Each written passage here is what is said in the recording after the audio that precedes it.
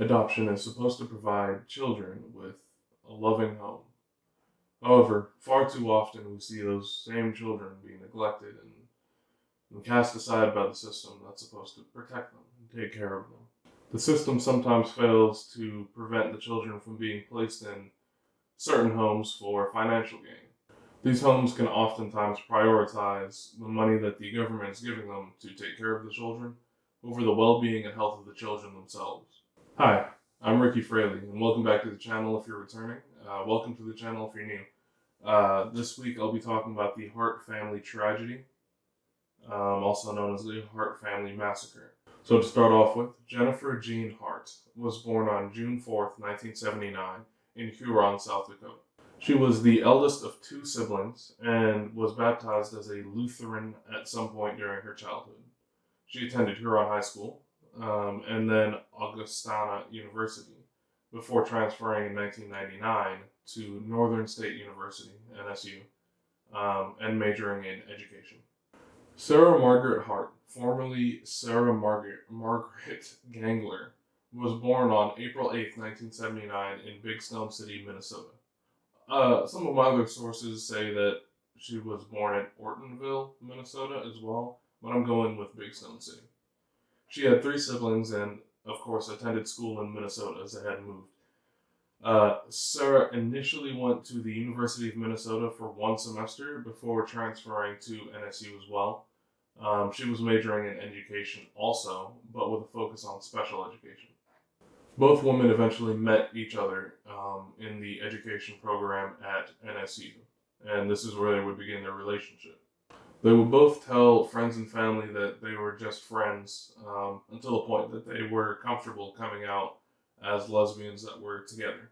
Jen recalled the loss of several friendships after coming out and gave the quote that, the Midwestern mindset was relentlessly unforgiving and unaccepting. At least maybe at the time, I don't know. Things might be a little bit different now, but back then at least I guess I can see where she's coming from. Sarah would then go on to graduate from NSU in 2002. However, Jennifer opted to drop out. She did not graduate for unknown reasons. She never said why. The couple would then move to Alexandria, Minnesota in the year 2004, where both women worked at a retail store named Harburgers. The same year, the couple would take in and foster a 15-year-old girl. Both women had openly complained about their foster daughter to their coworkers, saying that she would pick food out of the garbage to eat. However, the young girl was told by both women that they had plans to adopt 3 more children and that she would become a big sister. The couple had begun preparing for the adoption, and in the weeks prior to the children's arrival, the couple would take their foster daughter and drop her off for an appointment with her therapist. And it was at this appointment that the young girl would find out that they would not be returning for her, which is really messed up. They just didn't want her anymore. After all the build-up, they took her home. They were taking care of her, I guess. They took her to the therapist and just never came back for her. That's got to be heartbreaking. Absolutely heartbreaking. However, I do see, personally, me, as someone who was not in this situation, I see that as a blessing in disguise, honestly. In later interviews, this young girl would go on to deny the allegations that she ate from the trash. As you do, obviously. Whether you eat from the trash or not, you will deny that. Honestly, in the bigger picture, it really didn't matter. She denied those allegations and recalled living with the Harts for less than a year at the time that she was abandoned. She mentioned being blindsided by the move as she thought that she would have a home with the Harts until she was 18. In 2005, Sarah would request her name to be legally changed to match that of her partner. It was said that Jen was the more abrasive and dominant personality in the relationship, while Sarah was the sensitive one, according to several co-workers that recalled time spent with the couple. Jen had previously gotten in trouble several times and had a knack for going against the rules. She had been arrested for stealing back in college and had used a hacksaw to She was fired from her job, or she quit. I couldn't really get I couldn't really figure out which one it was, whether she did this and quit or she did this and they fired her for it. But she she used a hacksaw to remove the nipples from a mannequin that she deemed sexist. I don't know if that means that only the female mannequins had nipples, or she just didn't know that both men and women of both men and women humans have nipples, but I guess she just thought that the mannequins were sexist because they had nipples, so she sawed them off and then was out of a job. She would then eventually become a stay-at-home mom while Sarah became a manager at Kohl's. In September of 2006, so 2 years later, the couple would go on to adopt 3 siblings. Abigail, who was 2 at the time, Hannah Jean, who was 4 at the time, and Marquise, who was 7 at the time. All obviously, from Colorado County, Texas. The siblings at the time would have had a little bit of a hard time being adopted because, according to Glamour, and this is quoted, statistically speaking, the kids fell into several categories that might have made them hard to place with adoptive families. They were black, and black children are overrepresented in foster care and are less likely to be adopted out of it. And it can be more difficult to find families willing to take on multiple siblings. I mean, that's just how it is. In a Facebook post, Jen dramatically described her first night as the mother of these 3. And this is from her Facebook. Quote, Abigail urinated everywhere and gashed her chin falling down the stairs. Hannah smeared feces on the wall and gorged herself with food until she needed the Heimlich, resulting in episodes of projectile vomiting. Marquis, she said, hit his head on a closet wall and, in multiple voices, claimed to be possessed by demons. Yet she and Sarah were committed to healing the kids over time. If not us, who? She wrote. I sense a savior complex coming on here, and that is not what we want in foster parents. Soon after this adoption, the Harts would go on to take 3 more siblings in June of 2008, so another 2 years later. Well, not a full 2 years, but 2 years later, in 2008. Devontae, who was aged 5, Jeremiah, who was 4, and Sierra Maya, who was 3. The 3 siblings were in foster care due to their mother, Shelley Davis's, substance abuse problems in August of 2006. They had been placed in the custody of their maternal aunt, Priscilla Celestine, under the agreement that there would be no contact with their biological mother. However, Priscilla would be required to work an extra shift. Due to that last-minute change, she allowed Davis, their biological mother, to watch the children. A caseworker would show up on a surprise visit and find Davis with the children. This would result in the children being removed from their maternal aunt's custody and being placed into the foster care system. Their older brother, Dante, however, was not adopted due to his behavioral issues. I guess he was having some problems, and the Harts said no to that one. Also, a blessing in disguise, if you ask me. Dante is probably still alive today. Also note, despite Priscilla's fighting for custody for more than 2 years, in early 2009, the Harts would go on to adopt Devontae, Jeremiah, and Sierra. The Harts would receive funds from the state of Texas, which was supposed to cover the 6 adopted children's expenses. These funds would account for 50% of the couple's total income. The 2 women also distanced themselves from close family members, and one reason is believed to be due to criticism of their parenting. Both families couldn't understand why the women were distancing themselves, as they had been eventually, I guess, open and receptive to their sexual orientations. They didn't care. At the very least, they didn't care. So now on to what life was like for these children inside of this home and what eventually happened. So, in Minnesota, there were signs of abuse from the very beginning. A police report from Alexandria, Minnesota reported that in September 2008, 6-year-old Hannah had shown up to school with bruises on her arm. to which she told them that she had been whipped with a belt by her mother. Both mothers deny this, however, and attributed the bruises to Hannah falling down the stairs a few days prior. As a result, no criminal charges were ever filed, and the children currently enrolled in school were withdrawn immediately, which is which is a warning sign. If you see kids going to school with bruises and you say something, and then all of a sudden the kids are withdrawn from school, warning sign, bad.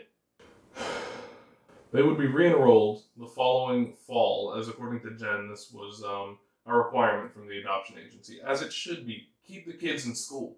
What are you doing? Kids are required to go to school anyways. Like, what? My eyes twitching. This case upsets me. In 2010, Abigail told a teacher that she had owies on her back and stomach, and said that the Harts had beaten her and held her head in cold water over the assumption that she had stolen a penny.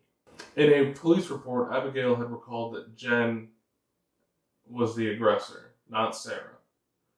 Authorities would become involved, and when all the other children were interviewed, they each claimed they had been spanked constantly and regularly deprived of food. In 2011, Sarah, however, would end up being charged with malicious punishment of a child and misdemeanor domestic assault, in which she would plead guilty and be sentenced to 1 year of community service and probation. Anyways, a year later, Hannah would tell a school nurse that she hadn't eaten all day, but Sarah would claim that she was merely playing the food card and asked that she would only be given water. All 6 children would soon be pulled out of public schools and homeschooled going forward.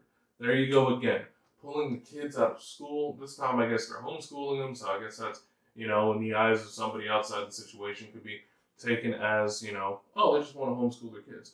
But if you see kids who have signs of abuse, they got bruises all over them, they're complaining of bruises, they're telling you that they're not being fed, and then they all get pulled from school after all that, oh, we're getting homeschooled. That's a red flag, man. That's a red flag. Anyways, moving forward. Soon after this, after pulling the children out of school, the family would move to West Lynn, Oregon. This is in 2013. The authorities in Oregon would be notified of the Hart's abuse allegations from Minnesota, however, and this would lead to an investigation into the family, and after several family friends said disturbing things about the couple and their treatment of the kids.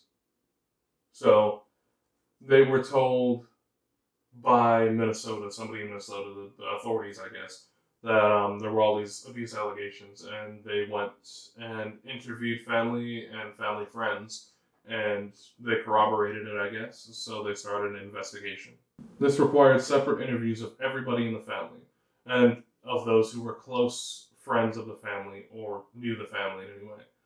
Family friends revealed that the children were forced to raise their hands before being able to speak, and were not allowed to wish one another happy birthday, or laugh at the dinner table, or be kids.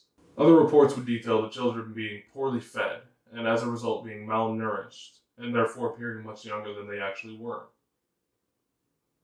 One friend of the family would even recall Jennifer ordering a pizza for the children, allowing them to each only eat a very small share and then punishing them for eating it by withholding food and forcing them to lie on their bed for 5 hours in silence for eating the pizza that they gave them.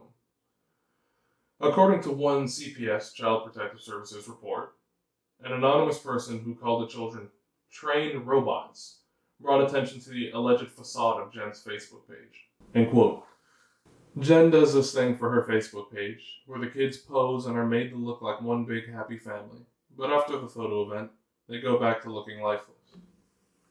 However, because no new incidents of abuse were revealed and the children refused to mention what happened in Minnesota, there was nothing the police could do, and they weren't able to determine if the Harts were truly guilty or if the children were in danger. A former friend of theirs also called Child Protective Services after the Hart family had stayed with them, claiming that Jen handled the children like a regimented boot camp, adding that she would often get angry if they laughed too loudly. True kindness, love, and respect for the kids was largely absent. Jen was adamant that the family's issues stemmed from a lack of understanding of their lives/alternative lifestyle to the people around them. However, while the state had seemingly closed the case, a worker had warned, the problem is that these women look normal. Ugh. Yeah, they're fooling people looking normal. I mean, and that whole line about lack of understanding of their alternative lifestyle, what is that supposed to mean? Does that mean that I'm not saying this, please don't cancel me. What is that supposed to mean from their perspective that, oh, these people just don't understand the same-sex relationship? Because that's not true. Whether or not they understood a same-sex relationship doesn't mean that that's the reason why these kids are showing up with bruises and malnourished and everything, because that doesn't make any sense. Anyways, so after Oregon, they moved to Woodland, Washington in 2017. So they bounced around the country at this point. Neighbors Bruce and Dana DeKalb would quickly notice that the kids rarely ever left home and that the blinds were kept closed most of the time. In August of that year, Hannah jumped out of the second-story bedroom window at about 1:30 a.m. and approached the residence of the DeKalbs. She appeared frantic, and they noticed that she was missing two of her front teeth and appeared to be only 7 years old. Hannah reportedly said, and I quote, "Don't make me go back. They're racists and they abuse us." The Harts eventually found Hannah and brought her back home. The next day, all 8 members of the Hart family would show up to the DeKalbs and apologize and explain the incidents of the night before, attributing the kids acting out to the fact that they are drug babies. That's a quote. She said that, and that's absolutely saying that Hannah was merely lying as a result of her being one of them. They would also tell the DeKalbs that Hannah was, in fact, 12 years old, even though she had appeared 7 because of the malnutrition. She hadn't grown. They also told them that her birth mother was bipolar and that her front teeth were missing as a result of a fall. Dana asked if she could speak to Hannah alone, but Jen responded, "We do everything as a family." Just makes my skin crawl. Hannah would give Dana a letter that she had handwritten. However, Dana recalls that to her the letter seemed more like something she was coaxed to write and not the words of a child. This would make Dana become weary of the couple. Dana's husband, on the other hand, wanted no part of it. He wanted to stay out of it. When visiting her father in November of that year, Dana would tell him of the incident with Hannah, and he decided to call the authorities. Good man. That's a good man right there. He cares. He would go on to tell them, "Since she's told me about it, I just can't live with it. Those kids, I think they're in very serious danger." He told them he wanted them to perform a welfare check for the safety of the children. The police would conclude, however, that the timing of his call being nearly 2 months after, and with no other incidents, that a welfare check was not necessary. So, it took too long, I guess, for the police to take it seriously. 2 months, and they were like, we don't need to go check on them. This family who's been accused of, abusing the children in the past, and the people, we got neighbors' parents calling because they're concerned. No, we don't need to go check on them. They'd be doing their job. In March of 2018, the next year, Devontae would approach Bruce DeKalb asking for tortillas. They thought nothing of this until it became a regular occurrence, however. He would always glance back down the driveway and beg Dana and Bruce not to mention this to his mothers. There were even a few occasions where Devontae would show up with a list of foods. So he'd be writing down a whole shopping list for them. And he would ask the DeKalbs to put it in a box by the fence so that his mothers wouldn't see it. Dana, however, began asking questions and taking notes. So she would have substantial evidence for CPS. Dana would note things like how his head seemed large in comparison with his body, and that Devante would say his mothers would withhold food for days sometimes. She also noted that in the beginning, Sarah would disagree with Jen's ways, but that as of recently, she would no longer push back and just let Jen do her thing. Dana recalled Devante telling her, "Everything Hannah told you was true. My mom just told you those things to make you happy." He would, however, beg her not to tell his parents, that out of fear that they would be split up if sent back to foster care. So he loved his siblings and he wanted to stay with them. However, they were just stuck in a really bad situation. On Friday, March 23rd, 2018, Dana would finally call CPS after 10 visits from Devante, figuring that the children needed help. Yes. CPS would come knocking on the Hart's door, but no response was heard, despite the CPS worker watching Jennifer's car pull into the driveway a few minutes prior. So they knew they were there. They just didn't want to answer the door when CPS was there. She would leave her card at the door, and Sarah would also return soon after the visit from CPS, less than an hour later. The following day, on March 24th, around 3 a.m., Sarah would text her colleague, Cheryl Hart. I'm assuming of no relation to the Harts, that she was too sick to come into work. On Sunday, March 25th, 2018, a surveillance camera in Fort Bragg Safeway would capture Jen in eyeglasses and a hoodie, paying $20.08 in cash for groceries. Her friends would comment that she looked around 25 pounds heavier than they had ever seen her, which, I mean, that's an oddly specific number. I would have just said she looks heavier. 25 pounds heavier, I guess they could eyeball that from the camera footage. On Monday afternoon, Cheryl would call 911 and would request a welfare check for Sarah, as no one had heard from her all weekend. She had missed work and had not been responding to any texts. The authorities would then again try knocking on the Hart's door, but this time nobody was home.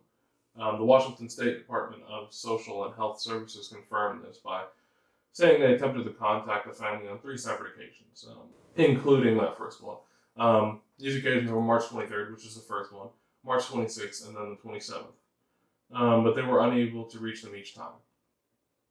2 hours later, on March 26, 2018, a German tourist reported a Hart's vehicle laying belly up on rocks below a cliff approximately 25 minutes away from that Safeway that Jen was seen at earlier. So the vehicle was upside down, was on its roof, laying amongst rocks at the bottom of a cliff, which is never a good sign. On March 28, 2018, it would be confirmed that the 5 bodies inside and around the vehicle belonged to Sarah and Jennifer Hart and 3 of the 6 of their children, Jeremiah, Marcus, and Abigail. The other 3 children, Devante, Hannah, and Sierra, were still missing. Sierra's body would wash up later on shore in April. It would take 10 months before a partial foot, still inside of a shoe, still attached to a pair of jeans, would wash up on shore, and initial DNA results would be inconclusive. It would take Hannah's biological mother providing DNA for the results to come back, confirming that the foot belonged to Hannah, and that she indeed most likely perished during the crash. Devante's body, however, has never been found. Investigations into the family's death would uncover numerous troubling details leading up to the crash. The black box from the car.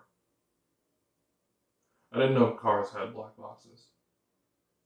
I mean, I knew they had ECUs, electronic control units. That's like the computer in the car, but I guess it makes sense for it to be black box strength. I guess they don't want it to get destroyed in crashes. Anyways, the black box from the car revealed that Jennifer had been behind the wheel. I don't know how it would reveal that she specifically was behind the wheel unless they found her behind the wheel in the car, but revealed that she had been behind the wheel driving the car at around 90 miles an hour, which is above the speed limit anywhere in the U.S., and that she did not make any attempt to stop or slow down the car before driving off the cliff. No skid marks or evidence were found at the scene confirming this theory. So it means that she was going 90. She didn't attempt to steer away from the cliff. She didn't attempt to do anything to stop the car from going off the cliff. She did not apply the brake, nothing. She just went for it. So She either was unconscious and didn't know what was going on, or she did this intentionally. Sarah's phone's search history would include several alarming questions. These are: can 500 milligrams of Benadryl kill a 120-pound woman? Is death by drowning relatively painless? How long does it take to die from hypothermia? How easily can you overdose on over-the-counter medication or Benadryl? No kill shelters. Toxicology reports would show that Jennifer's blood alcohol content was way above the legal limit at the time of the crash, and that Sarah, Marquise, Abigail, and Jeremiah all had elevated levels of Benadryl. However, only Sarah's was beyond the toxic level. The couple would also rack up $21,000 in credit card debt, coupled with the fact that once Marquise turned 18, payments were reduced by $550 monthly, which was roughly a 20% cut. So they were losing 20% of their income, or 20% of the income that they were getting for the children. So 10% of their overall income. The CPS visit was probably the very last straw for Sarah and Jennifer. When they were home and CPS came, that probably was the very last straw. They probably had to acknowledge that they were at risk for getting in trouble once again, and at risk of losing the children ultimately, who they would receive annual payments of nearly $60,000 on behalf of. So they were getting $60,000 a year. That's more than I make in my job, my regular job that I'm slaving away for. $60,000 a year for caring for these children, which obviously they weren't caring for them, but that was obviously the reason why they took these children, so that they could just be stay-at-home moms, at least one of them. Sarah, I believe, still worked. Yeah, she was the manager at Kohl's. And she was making, they said that was 50%, so she was making like $60,000 a year as well. And if they lost the children, half of their income would be gone. They would go from living on $120,000 a year to living on $60,000. Also, once it came out that she was, abusing these children, she could lose her job at Kohl's. That's just how these things are. If you're a terrible person, you're a terrible person. Oh, no. Right here.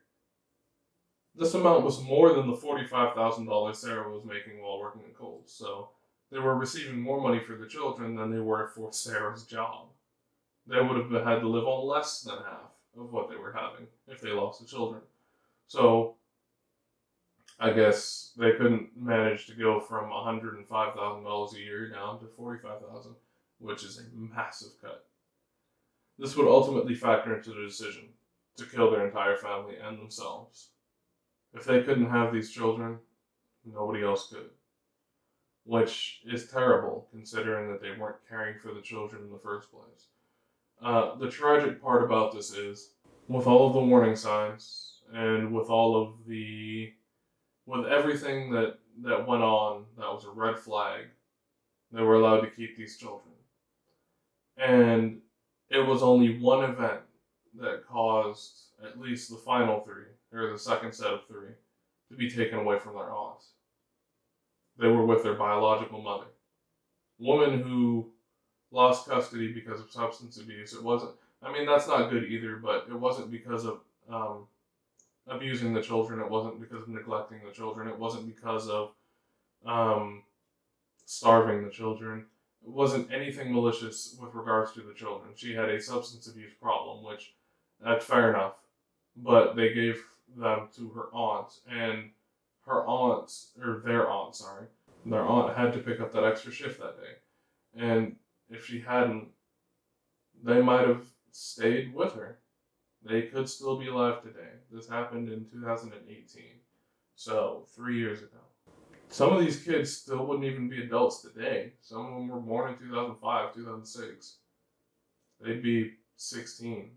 They didn't get to live their lives. It's because the system failed them. It's because police actively decided not to do their jobs.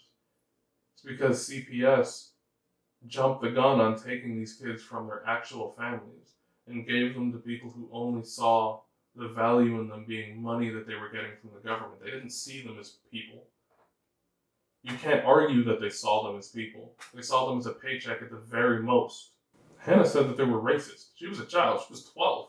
What does she know about racists? But she still called them that. So all they were, at the very most, to these people were a paycheck. And that's why, when they were going to lose them, they went nuclear on them and themselves. It's just tragic. I'd like to say rest in peace to all the children who lost their lives in the events of this case, this story. They could still be alive today doing great things. I know that Devontae, at least, was relatively famous. He would carry around a sign that said free hugs and would arrive in public in places and at protests and big shows in public, and he would hug people. He was a good kid. He had a good heart, as I'm sure the rest of them did as well. But so rest in peace to the 6 of them.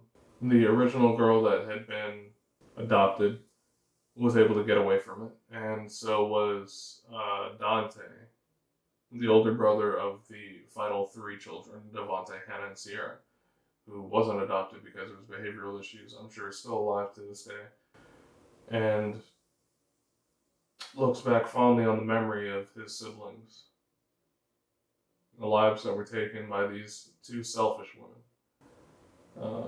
It has nothing to do with their sexuality. It has nothing to do with anything other than their selfishness. There's some people who make a profession out of adopting and fostering children. And while I can see the good parts of it, where the kids often do get taken care of and the money is just a side thing, sometimes events like this occur where the kids are only taken in as a paycheck. And things like this could happen because everybody, Child Protective Services, the police, everybody, all the authorities let them down. Everybody except for Dana's father, who, being completely outside the situation, had more intestinal fortitude than Dana's husband, and didn't say, "Oh no, I don't want to get involved, just let them live." He said, "No, I'm worried for these children," and called the police. So I just want to say thank you to him. So if you liked my telling of that story, if you liked my voice, if you like me, if you like anything about that, even if you dislike the story, but you like the fact that I told it in order to keep the memory of these children alive, leave me a like, leave me a comment, tell me what you thought about it. If you want to stick around, maybe join my little community that I got going on here, you can hit the subscribe button. Just let me know. We gather here every Friday at either 10 a.m. or noon. I haven't hammered out an exact time yet, but we gather every Friday to sit here and stare into the void together. So I'll be back here next Friday, and I hope you will too. Stay safe, everyone. I love you. Bye.